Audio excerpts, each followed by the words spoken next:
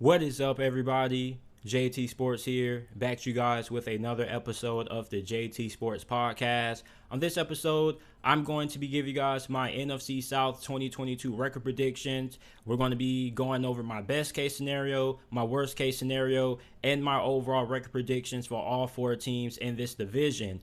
If this is your first time listening to the JT Sports Podcast, welcome. I appreciate you for tuning in. Make sure that you follow me on all of my social media platforms. You can follow me on Instagram at JTSports_ and on Twitter at JTSports__. Lastly, if you didn't know already, every single video that is uploaded on the channel is available in audio format on every single podcasting platform. Apple Podcasts, Spotify Podcasts, Google Podcasts, wherever you get your podcasts from, the JT Sports Podcast is available. Also, make sure that you like the video and subscribe to the channel because I upload NFL videos and college football videos daily. The Atlanta Falcons, in their first year under head coach Arthur Smith, went 7-10. They weren't all that competitive against some of the best teams in the NFL. However, they were able to have a good amount of success against the lower end teams. And going into this season, they have a lot of questions on both sides of the football. You look at the offensive line, it doesn't look good outside of Jake Matthews and Chris Lindstrom. There's a bunch of questions there. Now, the wide receiver position is really interesting because it's a mixed bag. You have a lot of potential here because you do have wide receivers who are really big and really physical. You drafted Drake London in the first round of this past year's NFL draft out of USC. He, I think, is going to have a really good rookie season. He's been making a lot of plays for the Falcons so far throughout training camp. Bryan Edwards is really interesting. This is somebody who has a lot of potential, but the Raiders were willing to trade him simply for the fact that he is somebody who struggles to create separation, getting off the line. He's not really a great route runner. However, he is a really good deep ball threat due to the fact that he is really good at catching 50-50 balls. So he could potentially be a really good red zone target for Marcus Mariota in this offense. And if he can develop a little bit more as a route runner and improve his ability to create separation, he could be a really good receiver in Atlanta. You also have Alden Tate, who also is a big body wide receiver and pretty much has similar strengths and weaknesses to Bryan Edwards. Doesn't really create great separation, however, is really good catching 50-50 balls downfield. So for this wide receiver position, where's the speed? Because outside of Amelie Zaccheaus and Demary Bird, you don't really have any. So how are they going to be able to stretch the field without having that game-breaking speed? It's going to be really interesting. On top of that, you look at Kyle Pitts. He pretty much was the majority of the passing game for the Atlanta Falcons last year. He had the greatest rookie season that we have ever seen from a rookie tight end. So I'm expecting him to continue to have a phenomenal second year with Atlanta. And then you look at the running back position. You have Cordell Patterson, who pretty much was their do-it-all back. He was really good catching the football out of the backfield. And he was really good when it comes to fantasy football because I had him on a couple of my squads. I was pleasantly surprised with how well he performed for Atlanta in 2021. This season, many people think that he probably is going to get a little bit phased out of this offense because you do have Damian Williams and rookie out of BYU, Tyler Algier, who many Falcons fans are really excited about. But the main question is going to be, how well is Marcus Mariota going to perform at quarterback this year? Now, he's being reunited with Arthur Smith. Both him and Smith have ties going back to when they were both on Tennessee. So Marcus Mariota has been a backup for the Las Vegas Raiders for the last couple of years. He's finally getting another opportunity to start. And he does have really good mobility. He isn't all that bad. The reason why he kind of fizzled out in Tennessee was the fact that he really couldn't stay healthy. Now, Marcus Mariota doesn't pan out. You do have rookie out of Cincinnati and Desmond Ridder, but Marcus Mariota has already been announced the starter for right now. But the defense, you have concerns when it comes to the pass rush. I don't really think the secondary is all that great. My best case scenario for the Atlanta Falcons this year is 5-12. I mean, outside of defensive tackle Grady Jarrett, you don't really have anybody who is a proven productive pass rusher. At linebacker, you do have Rashaan Evans, Deion Jones. Deion Jones had a down year in 2021. Hopefully, he can come back to his former self. Rashaan Evans is solid, but you do have A.J. Terrell in the secondary, who was a top 3 corner last season. He was phenomenal. I think he's going to continue to produce at a really high level. Isaiah Oliver is probably going to end up sliding into nickel along with Casey Hayward on the outside. And even though Casey Hayward is up there in age, he's like 32 years old, he still is pretty decent. But at safety, I'm not really thrilled about Jalen Hawkins, Richie Grant. So for this defense, you have concerns when it comes to your pass rush. Are you going to be able to stop the run? Offensively, are you going to be able to have success with this offensive line? They're probably going to end up experimenting with many different lineups before we get to week 1. So if the offensive line can, at least be decent, they could get the 5 wins. I think that the quarterback play is going to be okay, but overall, I can't really see the Falcons winning no more than 5 games max, simply for the fact that this is an offense that doesn't really have a lot of firepower outside of Kyle Pitts and Drake London. I don't really know how productive the passing game is going to be per se. The run game is going to be really good, simply for the fact that Marcus Mariota is a really good athlete. He's going to do a good amount of damage in the ground game for Atlanta, but I really have concerns about this offense being able to generate big plays. And for this defense, are they going to be able to slow down the run game, and are they going to have success getting pressure on the quarterback? My worst case scenario for the Atlanta Falcons this year is 1-16. This is one of the least most talented teams in the NFL. They don't have a lot of proven talent on either end of the football. On top of that, their offensive line is amongst the worst in the league going into this season. I don't really think it's going to improve all that much. So there's not really a lot of talent here on either side. You do have a couple of key players, but not a lot. So I definitely think that there is a huge chance that Atlanta could only win 1 game this year. And then when you look at their schedule, okay, I think that they have some winnable matchups, but their schedule is amongst the toughest in the NFL. Okay, your first 2 games you're playing against the Saints, the Rams. Then you do get to play Seattle on the road, and Seattle also isn't really going to be all that great, so that's a winnable matchup. But then you got to play the Browns. Even without Deshaun Watson, they're going to be a tough matchup simply for how good they are at other positions.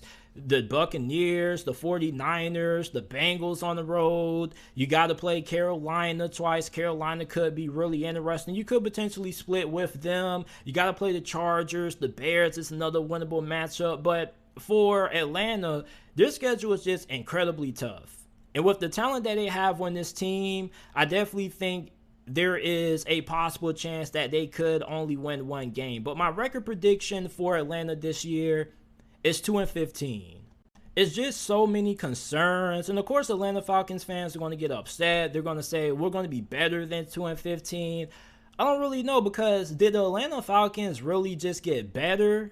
Or are they just kind of the same team that they were last year minus Matt Ryan? Because the wide receiver position isn't really all that fantastic.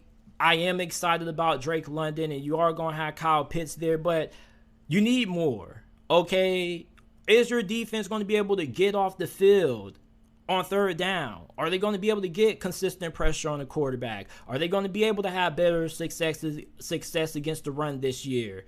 Don't really know, and I don't really have a lot of confidence in, because they didn't really do all that much to improve those areas. So I think they could end up competing for the number 1 overall pick in the 2023 NFL draft. But you guys let me know your record predictions for the Atlanta Falcons down in the comment section down below. The Tampa Bay Buccaneers went 13-4 last season. They were defeated by the LA Rams in the divisional round of the NFL playoffs. They have a new head coach in Todd Bowles, who is going to be taking over for Bruce Arians, who stepped down to take a front office role with the Bucs. And out of all of the new head coaches going into this season, it's safe to say that Todd Bowles has the easiest job out of all of them. This is one of the best rosters in the NFL. You also have Tom Brady coming back for what pretty much should be his last year in the NFL. But hey, you never know. Tom Brady might just decide to run it back for 2 or 3 more seasons. I think that Tom Brady could end up playing football for as long as he wants to. But you do have some concerns on the offensive line, mainly center, because Ryan Jensen recently went down with a injury, and he's pretty much going to miss a significant amount of time. So you have a question there at center. Center is one of the most important positions in the NFL, simply for the fact that your center is the quarterback of your offensive line. And 9 times out of 10, if you have a great offensive line, you have a great center as well. But outside of center, left tackle Donovan Smith is solid. We already know about Tristan Wirfs, who's already one of the best offensive tackles in the game. Shaq Mason at right guard. Now, wide receiver, you're absolutely stacked. You signed Julio Jones, even though you didn't really need him, but why not? You're probably going to have him starting on the outside, opposite side of Mike Evans. You slide Chris Godwin into the slot. It's just the rich get richer. And even before they signed Julio Jones, they had Russell Gage, who I felt was going to be an underrated free agency signing. Now, I don't really know what role Russell Gage is going to have in this offense now with the addition of Julio Jones. You also have Tyler Johnson. I mean, they're absolutely loaded. And my best case scenario for Tampa Bay is going to be 14-3.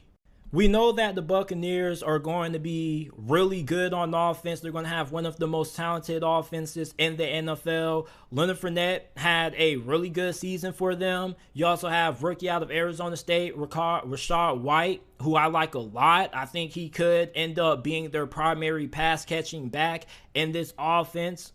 And then this defense is going to be better this season than what it was last year, because remember, the Buccaneers had a good amount of injuries in their secondary. So you're going to be fully healthy, which is going to boost up this defense. And then you have still a really good defensive line: William Golson, Vita Vea, Hakeem Hicks. You also have Joe Teron, who could end up having a breakout season for the Buccaneers this year as well, alongside Shaq Barrett. And we already know they have one of the best linebacker duos in the NFL with Devin White and Levante David.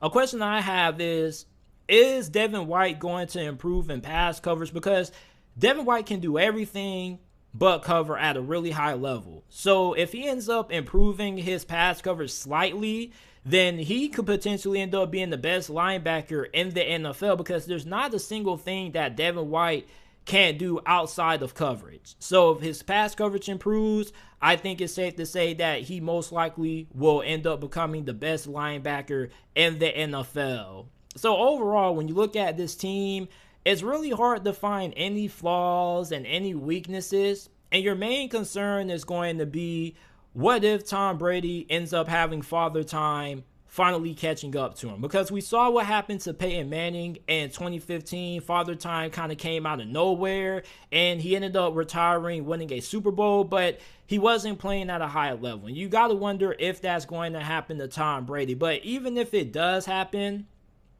the Buccaneers have a good enough roster to carry Tom Brady if he ends up kind of having a huge regression this season. And my worst case scenario for the Buccaneers is 11-6. Okay, maybe Tom Brady has a little bit of some father time catch up to him this year, but even if that does happen, he still should play out a good enough level that the Buccaneers should be able to win no less than 11 games, because the defense is going to be really good. The run game is going to be there with Leonard Fournette, and even if Leonard Fournette gets injured, you have good enough depth behind him to step in and still produce at a high level. And on top of that, you know, maybe Todd Bowles ends up improving as a head coach compared to the last time he was a head coach with the New York Jets. And he wasn't really all that bad when he was last a head coach in New York. So overall for Tampa Bay, I don't really see them having a bad year where they just fall off the map. This is one of the most complete rosters in the NFL, which is why I have them at 13-4 this season. They do have a really tough schedule. You have to play on the road in Dallas week 1. You got to play New Orleans. They always play the Buccaneers really tough. And on top of that, even though they do have a new head coach in Dennis Allen, he formerly was their defensive coordinator. He served as their DC for over the last couple of years. So the New Orleans Saints always have the recipe to slow down Tom Brady. Plus, they improved on the offense when it comes to the wide receiver position. You have Jameis Winston coming back fully healthy. That defense is still going to be incredibly good. So New Orleans potentially could be in the running for winning this division. You got to play Green Bay, Kansas City. You get to play Atlanta twice. You should take care of them. I don't think the Falcons are going to be all that great. You got to play Pittsburgh on the road. It's always tough to win on the road in Pittsburgh, but Pittsburgh doesn't really look like their offense is going to be all that improved compared to last year. You got to play Carolina, Baltimore, the Rams, which is pretty much going to be the game of the year for the Tampa Bay Buccaneers, because really the question that we got to ask for Tampa Bay is, are they going to be able to get back to the Super Bowl this year? Because this is a roster that's really good. However, the Rams are also really good as well. And the Rams also are a team that has the recipe for being able to have success against Tom Brady, because we already know the blueprint to being able to slow down Tom Brady. You got to get in his face, and you got to get consistent pressure on him.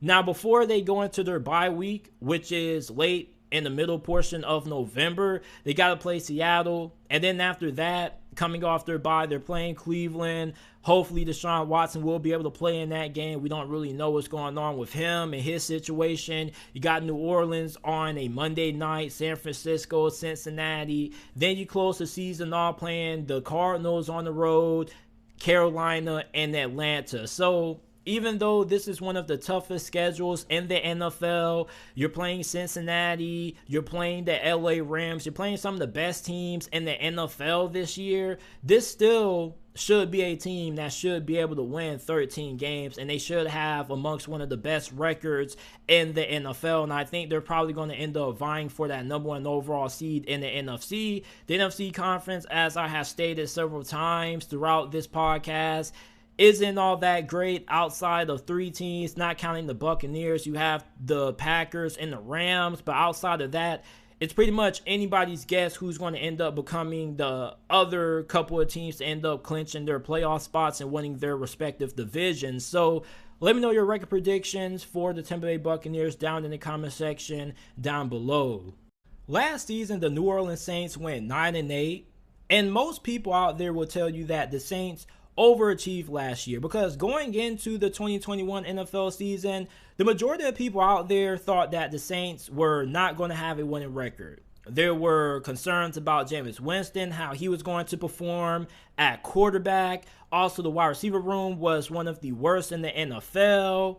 However, the Saints were able to win 9 games, and they came really close to making it into the playoffs. And what was even more impressive was the fact that they were still in playoff contention even when Jameis Winston went down with his season-ending injury. And you got to remember that the Saints had abysmal quarterback play. They had Taysom Hill, Trevor Siemian, Ian Book, who had to start a game, and yet they were still able to stay afloat. And I think that was a testament to how great of a job Sean Peyton did as the head coach for New Orleans last year. Now, he's gone, he retired, and Dennis Allen is going to be stepping in replace of him.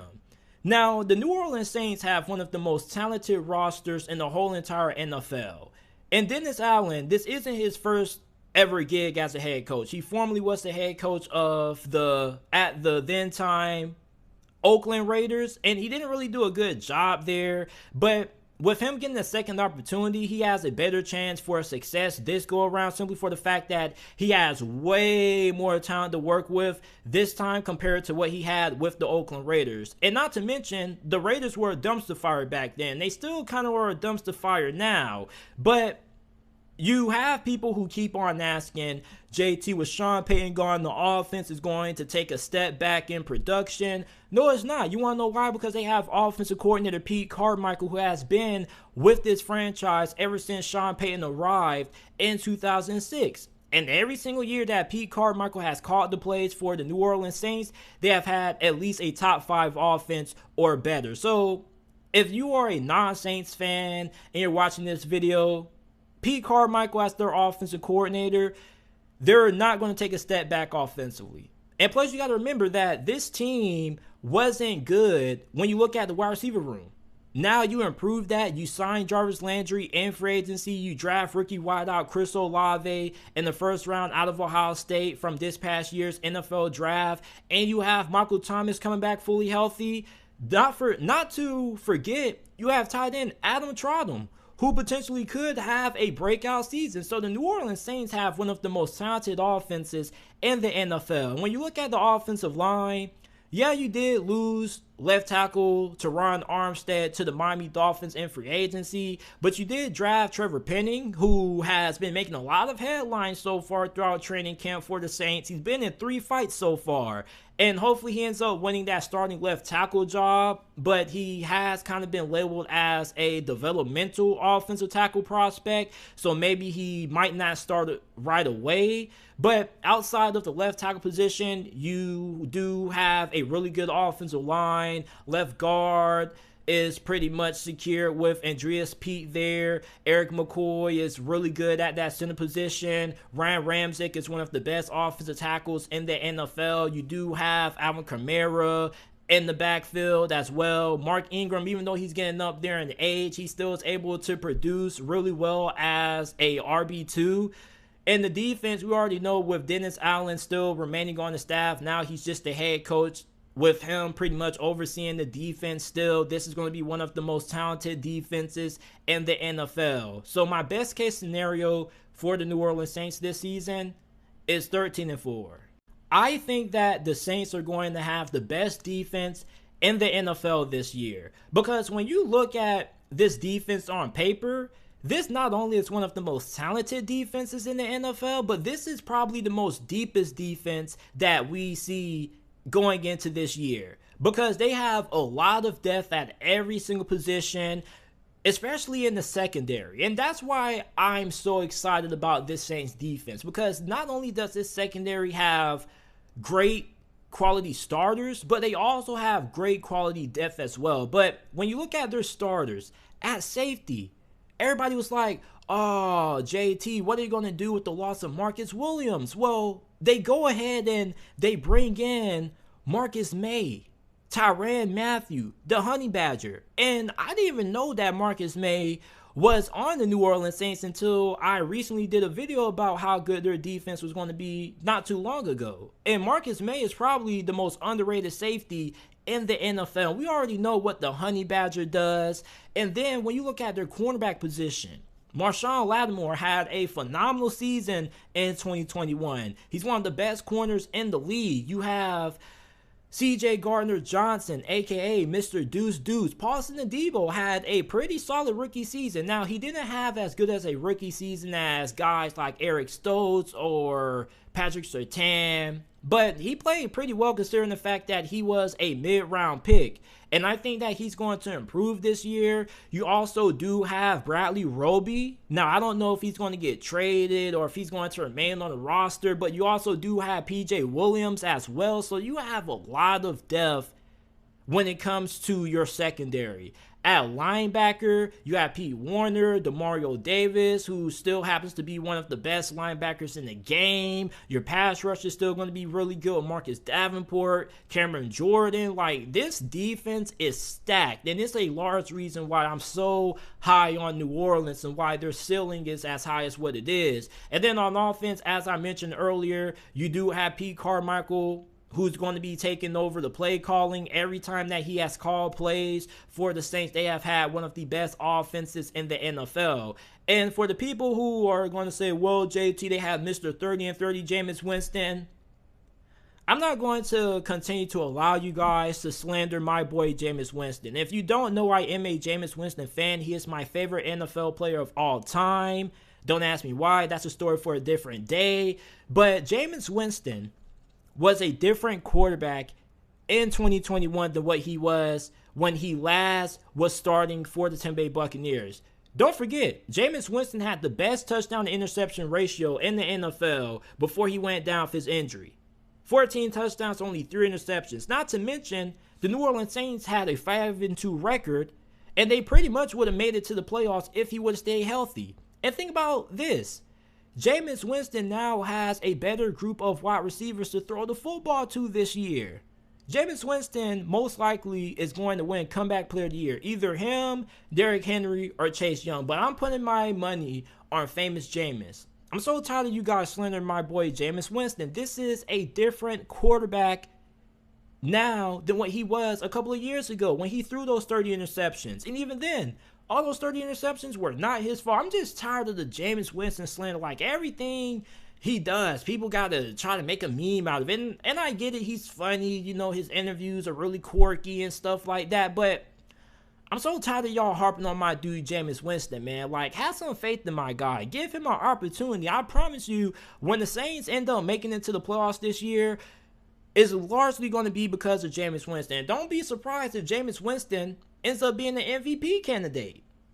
You can screen record it, screenshot it, do whatever you got to do. My boy Jameis Winston is going to ball out this year. And I promise you, I'm not trolling. If you have listened to this podcast for some time now, you guys would genuinely know that I am a diehard Jameis Winston fan. If there was a leader of the Jameis Winston fan club, I would probably be the president of it. So, for New Orleans, best case scenario, 13-4. Now, my worst case scenario for this team is 7-10. Now, the reason why I have them at 7-10 is simply due to the fact that what if Dennis Allen still is the same head coach that he was when he was with the Oakland Raiders? And even if you do have a talented roster, you can still underachieve because coaching matters. Coaching is one of the most important things that people overlook when it comes to doing these predictions because they judge teams by how they do on paper and they don't take the coaching into a factor. What if Dennis Allen isn't really good at late game clock management, and it ends up costing the Saints a couple of key games? So I definitely think the worst case scenario is 7-10. That's just if Dennis Allen doesn't show that he is a improved head coach compared to when he was last the head coach for the Oakland Raiders. But my overall record prediction for the Saints this year is going to be 10-7. Their schedule is pretty tough. And, you know, even though I am a Jameis Winston fan, Jameis Winston still does have to prove to everybody that he is indeed a better quarterback now than what he was when he was with the Tampa Bay Buccaneers. And Dennis Allen still has a lot to prove also. We know that he's a phenomenal defensive mind, but we don't know how good he is as a head coach because he hasn't coached a single game officially as the full-time head coach for New Orleans. And the only thing that we can really go on right now is what he last did when he was in Oakland. So for the New Orleans Saints, if you do have some concerns about New Orleans due to quarterback or who their head coach is, I can understand that. But this should at least be a 10-win team. I know my worst case scenario was 7 wins, but honestly, they shouldn't win no less than 9 games, worst case. But, you know, the 7-10 is just if the head coaching isn't all that great. But I do think that Dennis Allen will be pretty solid as their head coach. I think that now with him getting a second opportunity, he's going to learn and improve from what went wrong when he was with the Raiders. He's going to make adjustments. And on top of that, this is pretty much the same coaching staff that has been with Sean Peyton for years. They may have a couple of slight changes to whoever their positional coaches is, but the main core of guys are still there, such as P. Carmichael. He's going to be instrumental in the success that New Orleans is going to have on offense. They are going to be way more talented than what they were last year at wide receiver. This defense is going to be amongst the best in the NFL. 10-7 is going to be my prediction for New Orleans for the 2022 NFL season. The Carolina Panthers last season went 5-12, and I'm going to be honest with you guys. This team broke my heart in 2021 because I thought that this was at least going to be an 8-win team that was going to compete for a spot in the postseason. And the main reason for why the Carolina Panthers disappointed last season was because they only had 3 good weeks of quarterback play. And after that, the wheels just completely fell off the rails. But Matt Rhule is going into his 3rd season as the head coach for Carolina. And this pretty much is his make or break season. This is his Super Bowl. This is his game 7. And the reason why I have more optimism and more confidence in Matt Rhule going into this season than most people is because everywhere Matt Rhule has been, Baylor, Temple, he has always won big his 3rd season. So I think that this could be the year that Carolina finally puts it all together. You finally have a quarterback in Baker Mayfield. And I've already told people this several times. Baker Mayfield is not a bad quarterback. Baker Mayfield is a really good quarterback when you give him a good team around him, a good group of wide receivers, a run game, and a solid offensive line. Carolina has that. You drafted Akem Ekwonu in the 1st round out of NC State. Although I don't like the comments that Matt Rhule made about him a couple of days ago, saying that he has a long way to go until he's named the starter at left tackle. Listen, if Akem Ekwonu is not ready to start week 1, I promise to God, I'm going to be one of the first people protesting for Matt Rhule to get fired. Because why would you draft somebody in the 1st round when you know your job is on the line, and then they're not ready to start right away? That just doesn't make any sense. Why would you draft a developmental left tackle if he can't start week 1? And then another thing is that if Akem Ekwonu is not able to start week 1, that's not an indictment on him per se. It's more of an indictment on you and your staff, because you should have this guy ready to play come week 1. So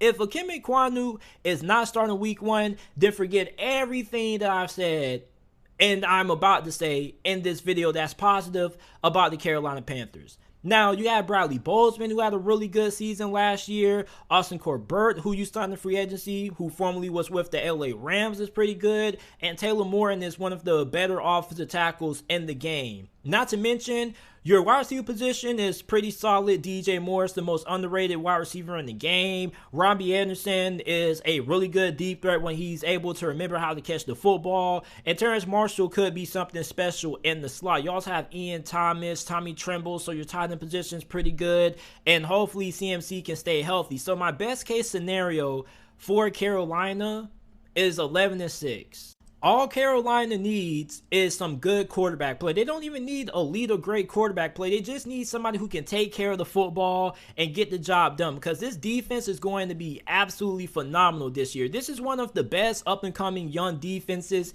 in the NFL. You got Brian Burns, Derek Brown, you get Matt Ioannidis, who although he's getting up there in age, he's still pretty productive. Your two Gross Matus could be in for a great year. The linebacker position, a lot of Panthers fans aren't really all that high on Shaq Thompson, but I mean, I think he's all right. Okay, your linebackers may not be anything special, but I mean, you can make up for it since the fact that you have a good defensive line, and your secondary also should be really good. Dante Jackson is solid. You got CJ Henderson. JC Horn is coming back after getting his rookie season cut short. And we already know that Jeremy Chin is one of the best young safeties in the NFL. So the defense is going to be good. The question is this offense going to be able to sustain drives and put up points? Because last year, the Carolina Panthers defense could have been a lot better than what it was, but simply for the fact that the offense wasn't able to get nothing going. The defense was on the field for more plays than what they should have been on the field for. So if the offense can be efficient, sustain drives, it's going to help out the defense, because then the defense is going to be on the field for less plays, which is going to improve the overall play as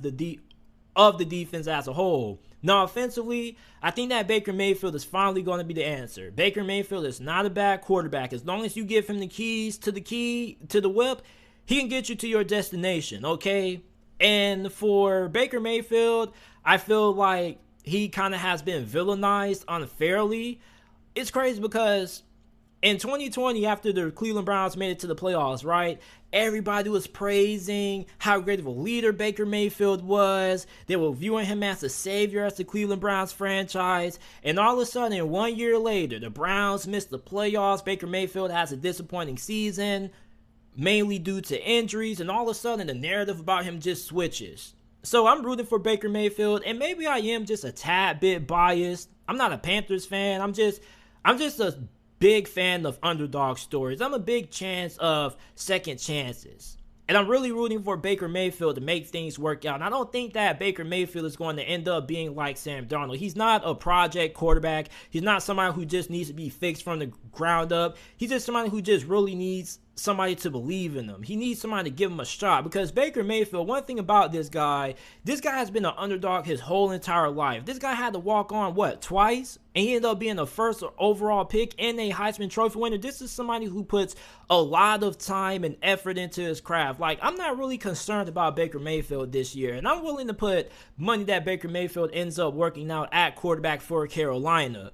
Not a lot of money. I'll probably hit you with $10 or $20, but I think that Baker Mayfield is going to be the answer for Carolina at quarterback, and that's why my best case scenario for this team is 11-6. Now, my worst case scenario for Carolina is 6-11.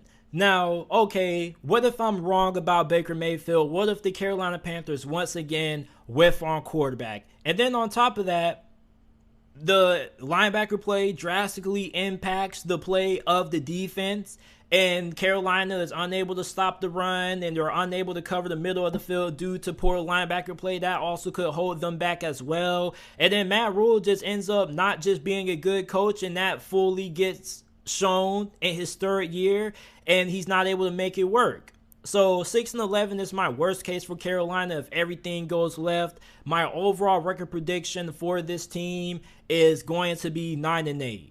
I was going to go 10 wins, but they do have a really tough schedule. You have some games in there that you should be able to win, such as the Giants. You play Atlanta twice. You also get to play the Seattle Seahawks and the Detroit Lions. So those are all winnable games. But outside of those matchups, they're going to be in some really, really tough games. I mean, week 1, you're playing against the Cleveland Browns, but it's going to be without Deshaun Watson. So you could win that one. And then you get to play the New York Giants on the road, so you should be able to go 2-0.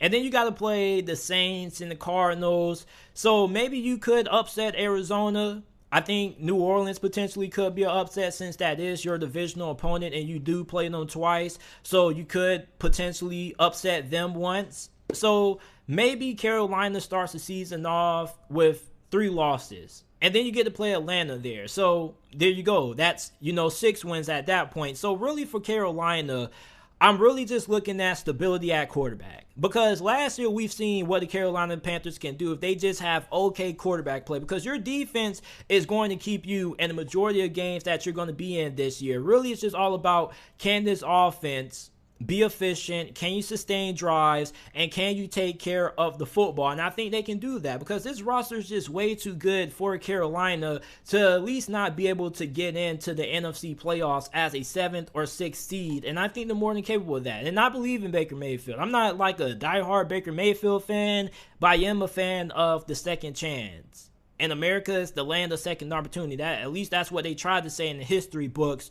So for Baker Mayfield, I think that he is going to be the quarterback that's finally going to be able to somewhat solve Carolina's quarterback woes. And I think if he ends up panning out, as I think that he will, then I think that the Carolina Panthers will end up winning 9 games and they will be able to sneak into the playoffs this season. So let me know how you guys feel about the Carolina Panthers. How many games do you have them winning down in the comment section down below? And I appreciate you guys for listening to this episode of the JT Sports Podcast. Remember that the JT Sports Podcast is available on all podcasting platforms: Apple, Spotify, Google, Amazon, wherever you get your podcasts from. The JT Sports Podcast is available. And I'll see you guys shortly with another episode.